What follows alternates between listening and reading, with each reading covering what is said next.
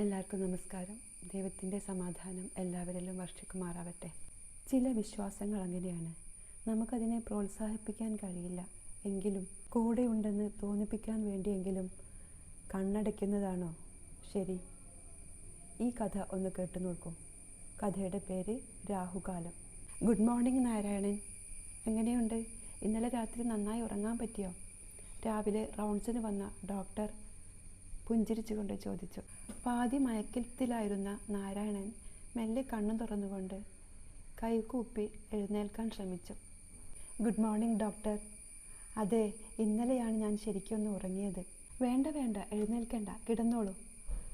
ടെമ്പറേച്ചറും പ്രഷറും ഒന്ന് നോക്കട്ടെ. കൂടെ വന്ന നഴ്സ് ടെമ്പറേച്ചറും പ്രഷറും നോക്കി. എന്നിട്ട് പറഞ്ഞു, സർ, എല്ലാം നോർമലാണ്. ഒരാഴ്ചയായി നാരായണൻ ഹോസ്പിറ്റൽ അഡ്മിറ്റാണ്. വയറിലൊരു മുഴയുണ്ട്. അത് സർജറി ചെയ്ത് എടുക്കണം. സർജറി നേരത്തെ തീരുമാനിച്ചതായിരുന്നു. പക്ഷേ ഇടയ്ക്കൊരു പനി വന്നു. ടെമ്പറേച്ചറെല്ലാം നോർമലായ സ്ഥിതിക്ക് നമുക്ക് ഏതായാലും സർജറി ഫിക്സ് ചെയ്യാം. നാളെ രാവിലെ 7 മണിക്ക് ആക്കാം അല്ലേ? ഡോക്ടർ നാരായണൻ്റെ മകൻ്റെ മുഖത്തേക്ക് നോക്കി. നേഴ്സ് എല്ലാ കാര്യങ്ങളും പറഞ്ഞു തരും കേട്ടോ. നാരായണൻ മെല്ലെ എഴുന്നേറ്റിരുന്നു കൊണ്ട് പറഞ്ഞു, ഡോക്ടറെ, എനിക്കൊരു കാര്യം പറയാനുണ്ടായിരുന്നു. എന്താണ്? പേടിയുണ്ടോ? പരിഭ്രമിക്കേണ്ട കാര്യമൊന്നുമില്ല കേട്ടോ. ഇത് വളരെ എളുപ്പത്തിൽ ചെയ്യാവുന്ന ഒരു സർജറിയാണ്. ഞാനല്ലേ പറയണത്, പേടിക്കേണ്ട കേട്ടോ. ഡോക്ടർ അയാളുടെ പുറത്ത് തട്ടിക്കൊണ്ട് പറഞ്ഞു. പേടിയല്ല ഡോക്ടറെ, ഞാൻ പറയുന്നത് എന്താണെന്ന് വെച്ചാൽ രാഹുകാലം നോക്കിയിട്ട് ചെയ്യാൻ പറ്റുമോ? ഡോക്ടറുടെ മുഖത്തേക്ക് സംശയത്തോടെ നോക്കിക്കൊണ്ട് അയാൾ ചോദിച്ചു. എന്താണിത്? ഞാൻ ഇത്തരത്തിലുള്ള ആയിരക്കണക്കിന് സർജറി ഇവിടെ ചെയ്തിട്ടുണ്ട്.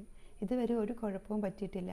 അതിൻ്റെ ഒന്നും കാര്യമില്ല, ഡോക്ടർ വളരെ നിസ്സാര മട്ടിൽ പറഞ്ഞു. നാരായണൻ്റെ മകൻ ദയനീയമായി ഡോക്ടറെ നോക്കിക്കൊണ്ട് പറഞ്ഞു, ഡോക്ടറെ, അച്ഛനിതിലെല്ലാം വലിയ വിശ്വാസമാണ്. ശരി, നോക്കാം എന്ന് പറഞ്ഞുകൊണ്ട് ഡോക്ടർ പുറത്തേക്കിറങ്ങി. മകനും ഡോക്ടറുടെ പിന്നാലെ കൂടി. സാർ അങ്ങനെ പറഞ്ഞതുകൊണ്ട് അച്ഛന് നല്ല സമാധാനമായെന്ന് തോന്നുന്നു. മുഖത്തെ മാറ്റം ഞാൻ ശ്രദ്ധിച്ചു.